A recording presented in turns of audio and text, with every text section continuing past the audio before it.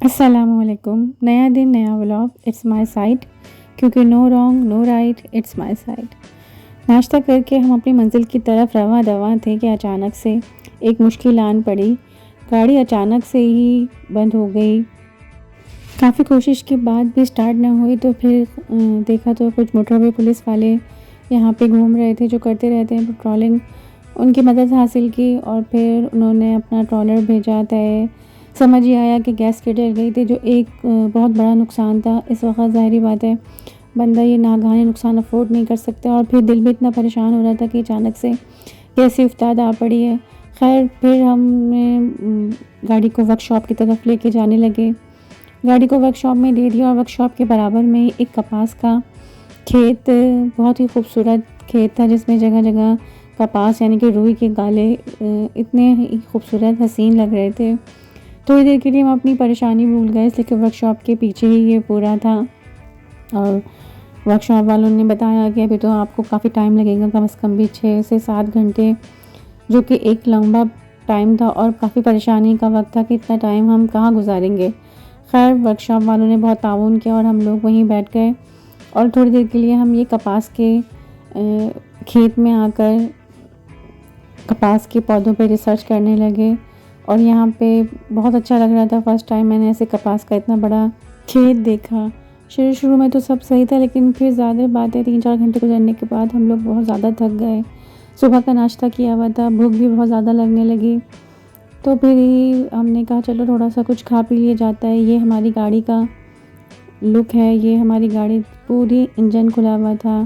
पता नहीं गैस के अंदर से डलती है, कहाँ से डलती है, लेकिन उन्होंने पूरी गाड़ी को निकाली और फिर गैस किट डाल के दोबारा से जोड़ी। तो कभी कभी सफ़र में ऐसी परेशानियाँ आ जाती हैं, लेकिन हमारे साथ तो ये फ़र्स्ट टाइम ही ऐसी परेशानी हुई है। वरना इंशाल्लाह हम लाहौर तो जाते रहते हैं, इस्लामाबाद ना भी जाएं तो कभी ऐसा होता नहीं है। बस जो परेशानी नसीब में लिखी होती है वो तो आपको मिलती ही है। लेकिन परेशानी में कहते हैं ना, भूख ज़्यादा ही लगती है। भूख सबको बहुत ज़्यादा लग रही थी, तो फिर यहाँ ही करीब में ही एक और ढाबा मिल गया। उन्होंने ख़ुद ही रिकमेंड किया कि हमारे यहाँ की दाल और चिकन का सालन होता है, वो बहुत ज़्यादा अच्छा होता है। खैर दोनों चीज़ें मंगा ली। दोनों चीज़ें कदरे बेहतर थी, बहुत अच्छी थी, मज़ा आया खाने में। फ़ाइनली हम लोग करीब 12 साढ़े 12 बजे वहाँ से निकले और तकरीबन 1 से 1.5 घंटे के बाद मुल्तान पहुँचे अपने वसीब रेस्टोरेंट।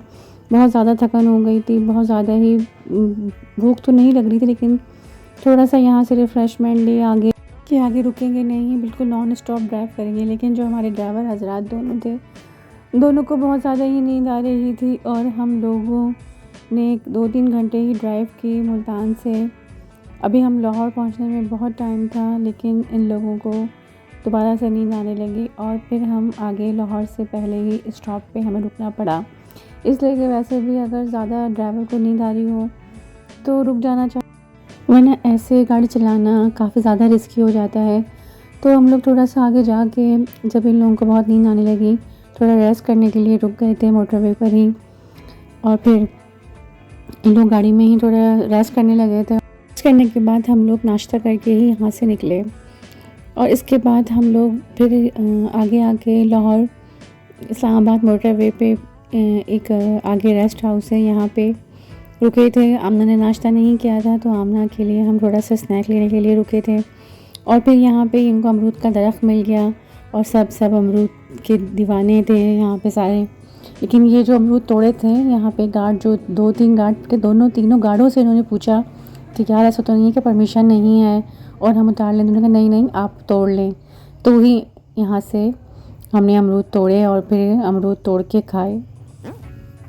और फाइनली एक बहुत थका देने सफ़र के बाद, बल्कि 48 घंटे के बाद, नॉर्मली हम 17-18 घंटे में पहुंच जाते हैं इस्लामाबाद, लेकिन इस बार हम 48 घंटे के बाद इस्लामाबाद की हदूद में दाखिल हो गए। शुक्र है अल्लाह पाक का। तकलीफ़ें परेशानियां आती हैं, लेकिन वो जो ऊपर ज़ात बैठी है बड़ी रहीम करीम, वो चुटकी बजा के आपकी सारी तकलीफ़ें और सारी परेशानियां हल कर देती है। इंटर होने के बाद एक दफ़ा फिर पेट्रोल रिफ़िल कराया और अभी बिल्कुल भी आइडिया नहीं था कि किस तरफ से घर आएगा और किस तरफ घर है। और फाइनली ये है हमारा घर, होम स्वीट होम, जो इस्लामाबाद में है।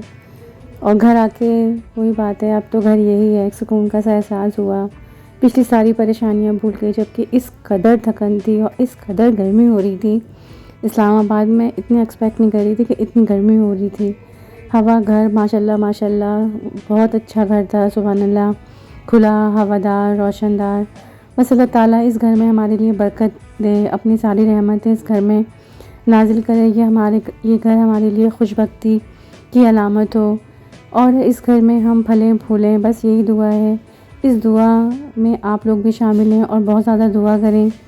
नया घर है, नए लोग हैं, नया शहर है, डर भी है।